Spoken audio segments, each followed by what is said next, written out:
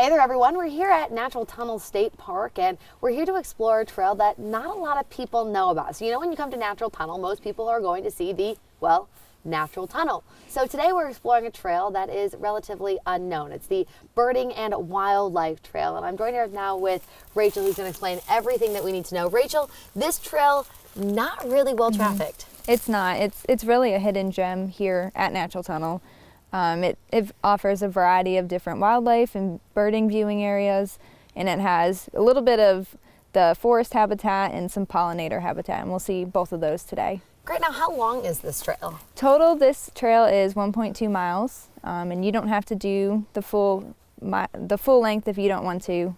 You can head back whenever you want, but it's a full loop, 1.2 mile loop. So super excited. So I'm guessing by the name, Birding and Wildlife, where you can expect to maybe see a little bit of wildlife here? We might. We'll see what we can find when we're hiking. Okay, so. Fingers crossed. Let's hit the trail. Okay.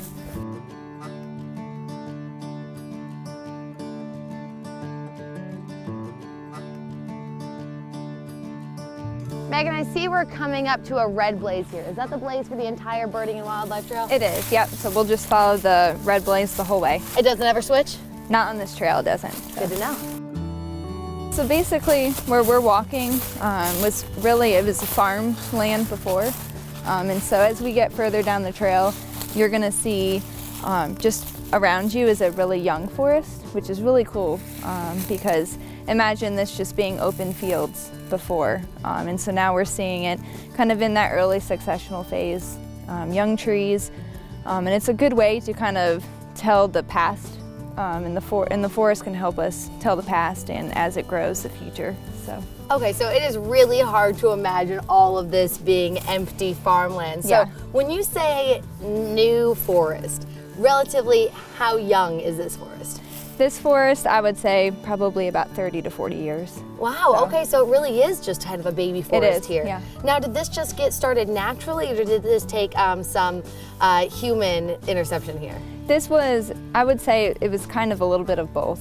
When the park got it, we let it do its thing, and we're aiding it a little bit, but not too much. We're just letting Mother Nature take its toll. So we're coming up here to a sign. Now, this isn't the first sign we've seen. It's actually probably the third sign we've seen. What are these? So these are just signs that we have placed along not only this trail, but every trail we have in the park. And we call them our interpretive signs, and it's a way, if you don't have the chance to go on a guided, ranger-led hike, you can still learn a bit about what you're seeing around you in sort of a self-guided way. Yeah, I guess not everyone gets to go out with the ranger themselves. So this one's pretty neat. This one's telling you about the early growth in the forest like we were just talking about. Exactly. So Rachel, from this point on the trail, it looks like we're gonna go straight to what looks like an overview point, but take a sharp turn. Exactly. So we're not quite to that overview point just yet. So are we going to see it though? We will. We'll get there. Yes, I love my overlook spot. So here we are coming up to this clearing that we were looking at just a little bit ago, and we see this sign right here. It says we can go left to the Wildlife Trail, 0.53, or we can go right, which would take us to the Birding Trail or the parking lot. Now, what's the difference between the Wildlife Trail and the Birding Trail? It's really, it's essentially the same thing. You'll have wildlife and birding regardless of which direction you go. So if you go right or left, you'll just see different habitat and different viewpoints along the way. And so we're gonna actually head towards the Birding Trail section. Do those parts of the trail, do they ever meet up, or are they just two separate trails? They will meet up.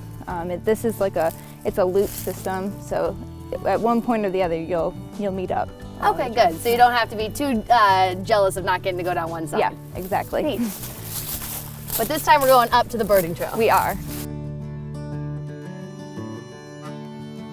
Okay, so another spot right here to turn right or left, but we can see the gazebo up there, and that's one of our end destinations. It is. Today we're gonna head up there since it's a nice clear day.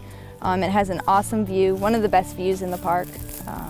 And so that's something I want you all to be able to see today. Okay, now will the ride only take you to the gazebo? It will. It will. Okay, great. Yep.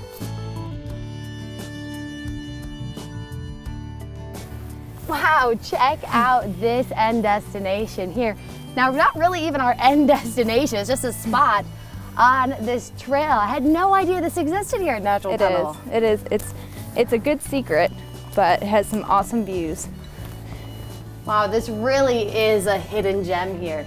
Take a look at this view. All I can think about is maybe bringing my lunch up here, bringing the family up here, throwing a football around. It's only a half-mile hike. Yeah, it's not a long hike at all, super simple, and it has a really good, awesome view at the end. So, but now to head back, we're not gonna take this same trail back. We're actually gonna take a different route. we are gonna kind of hop back on the Birding and Wildlife Trail.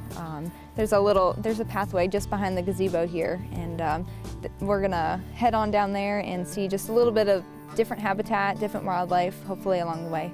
Very neat, because yeah, we took kind of a spur trail to get up here to the gazebo. Okay, well, let's head on back.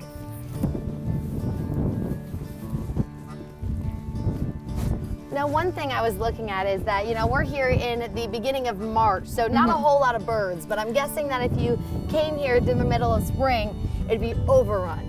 Yep, so March is not the best time to go birding. We see kind of our backyard birds, but once April and May come and that migration starts, we'll definitely see a lot more activity up here. You'll want to bring those binoculars. Exactly, don't forget those. Okay, coming up to another fork in the road. Where do we go? We are going to head to the parking lot. We're about done with our hike, so not too much further to go.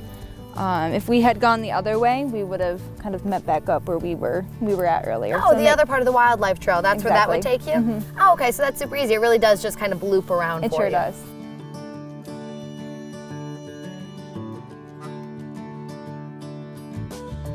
You know, we're hiking here, and I'm kind of starting to notice that some of these trees, I mean, they appear to be burnt at the end. Yeah, exactly.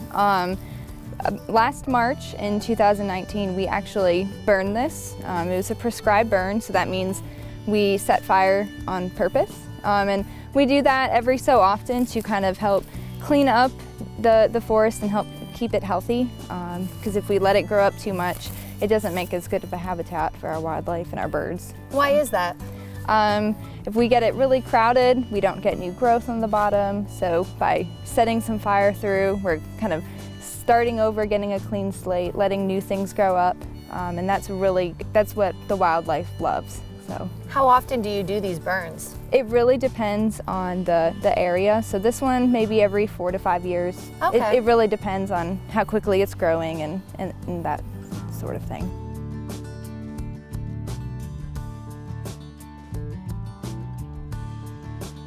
Well, it looks like we're already coming here to the end of our hike. That was so fast. It was. Time flies when you're having fun. It does. So are there any ways that we could have made that hike a little bit longer if you wanted something maybe just a little bit more strenuous? We could. Instead of taking that spur trail to the gazebo like we did, we could continue around that loop, and it adds just a little bit longer distance to your hike. But that's totally up to you, depending on your hiking ability and what you have going on for the day. Okay, and this just kind of pops us out right here by your bus garage, right? It sure does. So now to get around it, we kind of get around to get back to the parking lot? We do. Just follow the path right beside it, and you're done hiking. Well, look at that, and we're right back to the parking lot. Super easy hike there. Now, this was such a fantastic hike. You get that great overlook view, something you could bring to the family too and have lunch, maybe plan a little bit of a picnic. How great is this? A hike that not a lot of people know about. Now, to see more about how you can get here too, and to see the hike up to Natural Tunnel, we did that one as well. Head over to our website, wjhl.com/trailteam11, so you can get here too. But for now, happy hiking.